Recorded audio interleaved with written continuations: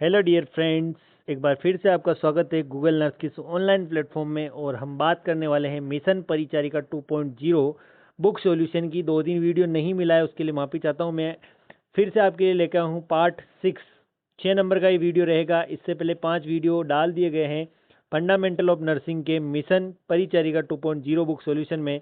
अपन जो पढ़ रहे हैं PYQs and quick revision point जो हम बात कर रहे थे मिशन परिचारिका बुक के, तो इसी के बारे में हम आगे कंटिन्यू करेंगे फंडामेंटल ऑफ नर्सिंग के बारे में। और आपके लिए वीडियो बहुत ही ज़्यादा इंपॉर्टेंट रहेगा, सारे क्वेश्चन इंपॉर्टेंट रहेंगे। वीडियो अच्छा लगे तो वीडियो को लाइक जरूर करें, चैनल को सब्सक्राइब करें और शेयर करें, ताकि और भी हमारे नर्सिंग साथी जो है मिशन परिचारिका का सोल्यूशन देखना चाहते हैं उनको इसमें हेल्प मिल सके। तो पहला क्वेश्चन देखते हैं आज के इस वीडियो का। 6 नंबर का पार्ट है, इसके 5 पार्ट का जो लिंक है इसी वीडियो के डिस्क्रिप्शन के अंदर अवेलेबल है। आप वहां जाकर वीडियो को देख सकते हैं जिसने पुराने वीडियो नहीं देखे हैं। तो बिना किसी देरी के स्टार्ट करते हैं आज का वीडियो। तो to avoid pulling the urinary catheter, nurse should tape the catheter on patients upper inner thigh. इसमें ऐसा बताया गया है कि आप कैथेटर लगाते हैं और उसको यूरिनरी कैथेटर को नर्स कहाँ पे टेप करती है, यानी कहाँ पे चिपकाती है बॉडी के अंदर, तो वहाँ पे अपर इनर थाई के अंदर उसको टेप किया जाता है। ये याद रखिएगा, बहुत इंपॉर्टेंट है क्वेश्चन आपके लिए। Most of catheter have diameter in French. French के अंदर बहुत सारे कैथेटर का क्या होता है, डायमीटर होता है। Exactly what is the mean of French unit. इसमें ऐसा पूछा गया है कि बहुत सारे जो कैथेटर होते हैं उनका डायमीटर फ्रेंच के अंदर होता है, और उस फ्रेंच का एग्जैक्ट जो होती है यूनिट वो क्या होती है, तो आउटर डायमीटर ऑफ कैथेटर होता है। ये ध्यान रखिएगा, उसकी आउटर डायमीटर ऑफ कैथेटर होता है। तो इसमें यह बताया गया है कि आउटर डायमीटर जो होता है उसको हम क्या कहते हैं, फ्रेंच की यूनिट के अंदर कहते हैं। आउटर डायमीटर का मतलब परिधि होती है उसका। ठीक है, नेक्स्ट हम बात करते हैं साइज 14 से 16 फ्रेंच जैसे बोला गया है इसमें। ये देखिएगा नीचे साइज बता रखा है इसमें, 14 से 16 French is use for male catheterization, यानी 14 से 16 का जो है मेल कैथेटराइजेशन के लिए किया जाता है, और साइज 12 से 14 French for female catheterization. Female के लिए हम 12 से 14 फ्रेंच का कैथेटर काम में लेते हैं। ये क्वेश्चन पूछे जा सकते हैं कि फीमेल के अंदर कितने फ्रेंच का कैथेटर काम में आएगा और मेल के अंदर कितने का आएगा। तो 14 से 16 का जो है मेल के अंदर आएगा फ्रेंच के अंदर, और साइज जो है 12 से 14 जो आएगी फीमेल के लिए आएगी, ध्यान रखिएगा। अगले बात करते हैं।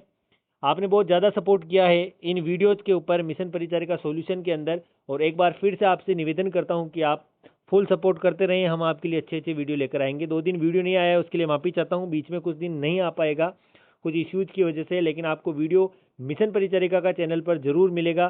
कभी 5 से 6 के बीच में मिलेगा, आज थोड़ा लेट आएगा वीडियो, लेकिन वीडियो वही है आपका जो सॉल्यूशन चल रहा था उसका 6 पार्ट थोड़ा लेट डालेंगे हम आज, और 5 से 6 बजे आना चाहिए लेकिन लेट हो गया है। और ऐसे मिल जाएगा आपको चैनल के ऊपर, इवनिंग टाइम में आपको वीडियो देखने को मिलेगा।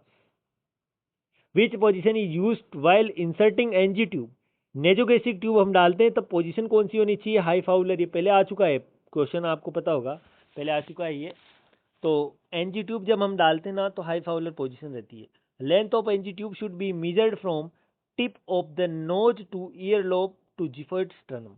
आप मेजरमेंट कैसे करते हैं, अगर आप एनजी ट्यूब डालते हैं तो मेजरमेंट कैसे किया जाएगा, तो tip of the nose to ear lobe to xiphoid sternum. ठीक है, याद रखिएगा।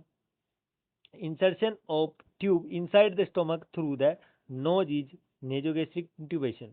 कोई ट्यूब है उसको इनसाइड द स्टोमक हम डालेंगे और नोज के थ्रू डालेंगे तो उसको हम क्या कहेंगे, नेजोगेस्ट्रिक इंट्यूबेशन कहेंगे। अगला देखते हैं अपन।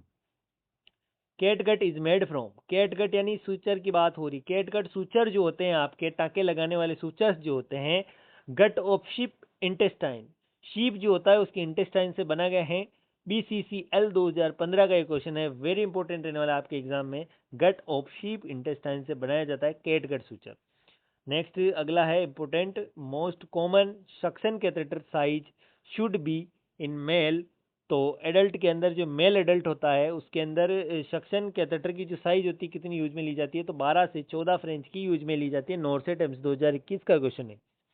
अब मैं आपको बताना चाहता हूँ कि अगर आपने पुराने पार्ट नहीं देखे हैं तो शुरू से आपको समझना होगा। तो पुराने पार्ट देखने के लिए इसी वीडियो के मोर सेक्शन में जाकर उसमें सारी लिंक अवेलेबल है, 1 2 3 4 5 पांचों वीडियो की जो है लिंक इसी वीडियो के डिस्क्रिप्शन में उपलब्ध है। तो आप वहाँ से जाके पांचों वीडियो देख सकते हैं। अगर और कोई डाउट है तो आप टेलीग्राम के माध्यम से हमें डायरेक्ट कॉन्टेक्ट कर सकते हैं, आपकी हेल्प की जाएगी। या अगर कोई सोल्यूशन आपको चाहिए या इसके अंदर कोई इंप्रूवमेंट करना है तो आप कमेंट बॉक्स में जरूर बता सकते हैं। Temporary hardness is removed by boiling. Water की टेम्परेरी हार्डनेस जो होती है उसको रिमूव किया जाता है बॉइलिंग के द्वारा, यानी बॉइल करके उसको क्या कर दिया जाता है, हार्डनेस को रिमूव कर दिया जाता है। Next, do no harm. Do no harm is which ethical principle. अपने नर्सिंग के अंदर जो प्रिंसिपल होता है इथिकल प्रिंसिपल, उसके अंदर जो प्रोफेशनल इथिकल प्रिंसिपल जो आते हैं उसके अंदर डू नॉट हार्म ये किसके लिए काम में लिया जाता है, तो नॉन मालफेंसेस। नॉन मालफेंसेस के लिए इसको काम में लिया जाता है, याद रखिएगा। false written report with an intention of harming the reputation of one person is known as। इसमें ऐसा पूछा गया है कि false written report with an intention of harming the reputation of one person is known as। इसमें ऐसा बताया गया है कि आप कोई इंसान है उसको हार्म पहुंचाने के इंटेंशन से आप उसके खिलाफ फॉल्स रिपोर्ट बनाते हैं, उसकी रेपुटेशन को खराब करने के लिए आप क्या करते हैं, फॉल्स रिपोर्ट बनाते, गलत रिपोर्ट बनाते हैं। इसको क्या कहा जाता है, तो लाइबल कहा जाता है। क्या कहा जाता है, लाइबल। इसको क्या कहा जाएगा, लाइबल कहा जाएगा इसको। कर्नाटका पब्लिक सर्विस कमीशन का एक क्वेश्चन है। तो क्या कहा जाता है, लाइबल। किसी की रिपोर्टेशन को अपन खराब करेंगे तो उसको क्या कहेंगे, क्या कहेंगे, liable. Which ethical principle is followed in telling truth about the disease to patient. ये इथिकल प्रिंसिपल है सारे, जिसमें बताया गया है कि follow in telling truth about the disease और पेशेंट। आप पेशेंट को सब कुछ सच सच बता देंगे, उसको ट्रूथ बता देंगे कि आपकी ये डिजीज है, आपकी ये होने वाला है, ये कारण है, ये सिम्टम है, आप सारी चीजें सच बता देंगे उसको। तो इसको कौन सा इथिकल प्रिंसिपल कहेंगे, तो वेरासिटी कहेंगे। क्या कहेंगे, वेरासिटी, वेरासिटी कहेंगे। ठीक है, नेक्स्ट देखते हैं अपन।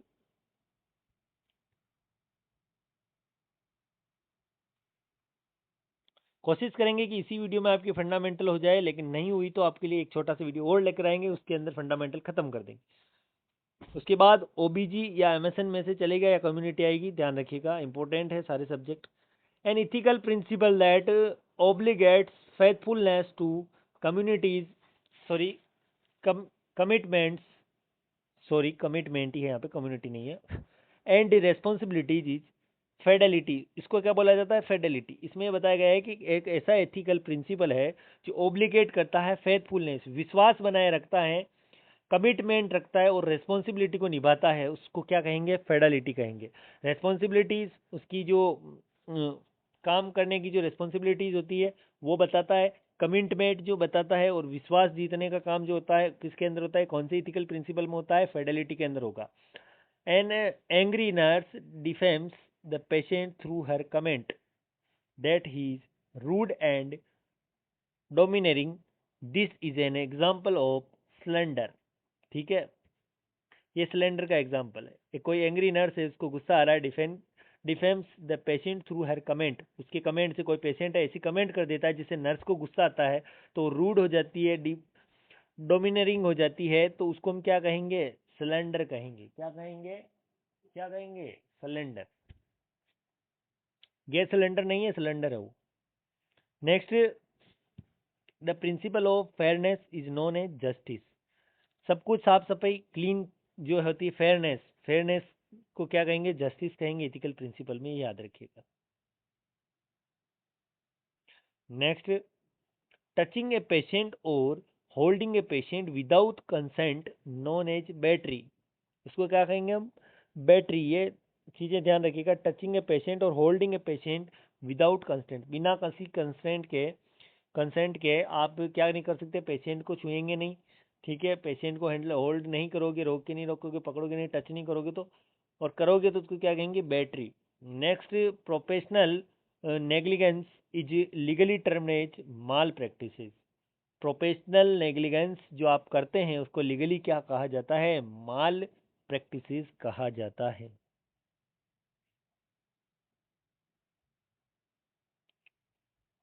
Next, a written statement of policies and principles that guides the behavior of all employees is called return statement है और पॉलिसी है जो उसमें गाइड करता है बिहेवियर को सभी एम्प्लॉयज़ के, मतलब कोई भी एम्प्लॉय है उसके बिहेवियर को गाइड करने वाले सिद्धांत जो होते हैं, जो रिटर्न स्टेटमेंट होते हैं, पॉलिसीज होती है, उसको हम क्या कहते हैं, वर्क ऑफ इथिक्स कहते हैं। क्या कहते हैं, वर्क ऑफ इथिक्स। DSSB 2015 का क्वेश्चन है।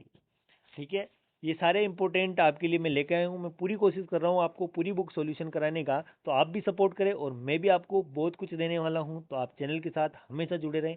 ठीक है, अगले बात करते हैं, application of force to another person without lawful justification is battery. ये भी बैटरी है, सेम इज बैटरी, ऊपर बताया गया था अभी वही है।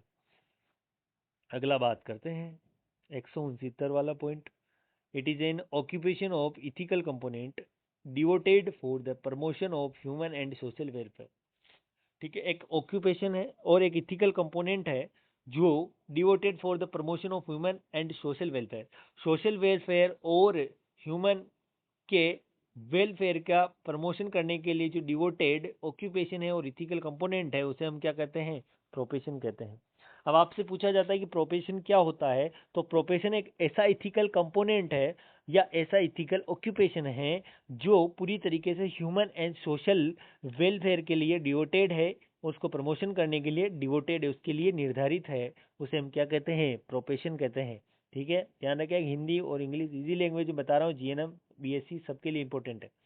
Respect of individual right to self determination is known as autonomy.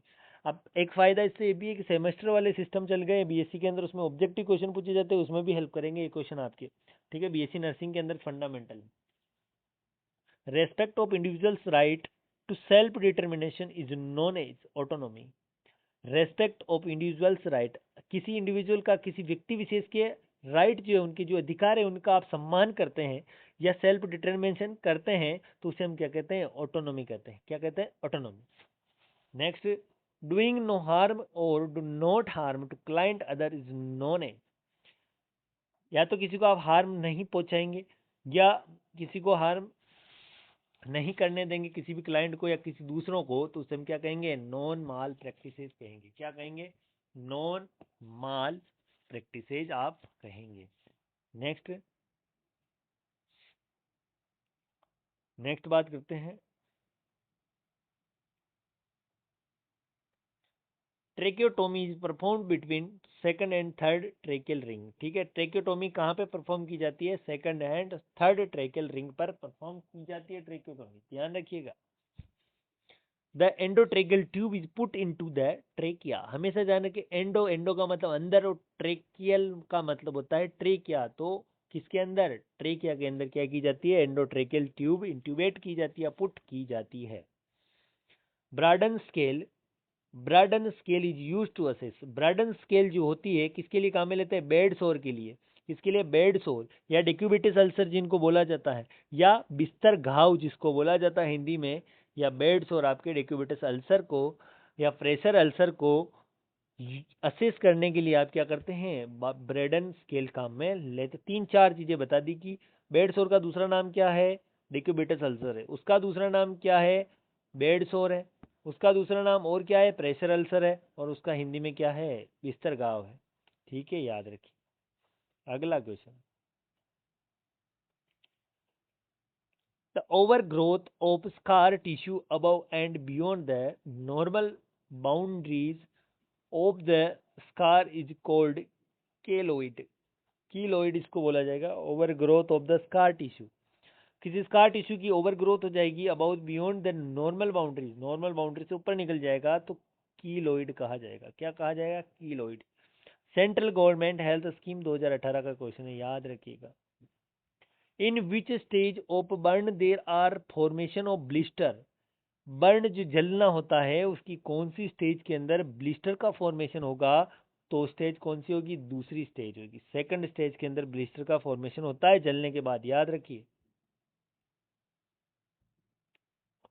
Next, pus like stage of rashes is known as pustules. Pus like stage of बन जाएगी किसी रेसेज के अंदर, पस भरा जाएगा, रेसेज के अंदर पस भरा जाएगा, तो उसे हम क्या बोलेंगे, पोस्चूल्स बोलेंगे। सफदरजंग 2019 का क्वेश्चन है, pustules, very important. Separation of the layer of the surgical wound but organ is not protrude is known as डेस्केंस बोला जाता है। इसको क्या बोला जाता है? डेस्केंस। डेस्केंस क्यों बोला जाता है? इसके अंदर सेपरेशन हो जाता है लेयर्स का सर्जिकल घाव के ऊपर, बट ऑर्गन नोट प्रोट्रूड, यानी ऑर्गन दिखाई नहीं देते हैं लेकिन स्किन हट जाती है, उसको क्या बोलेंगे? डेस्केंस। ठीक है, याद रखें डेस्केंस। Next, the removal of the dead tissue from the open wound which help to the wound for healing is known as debridement. Removal of the dead tissue, dead tissue का रिमूवल होना किसी भी खुले घाव से और उसको हेल्प करना वुंड हीलिंग में, तो इसे हम क्या कहेंगे? डेब्रीमेंट। आपसे पूछा जा सकता है कि डेब्रीमेंट क्या होता है, तो किसी भी ओपन वुंड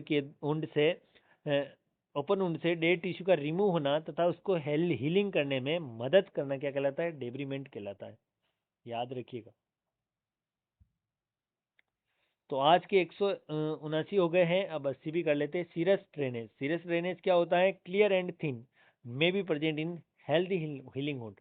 ठीक है, तो आज 180 तक कराऊंगा मैं, clear and thin may be present in a healthy healing hood.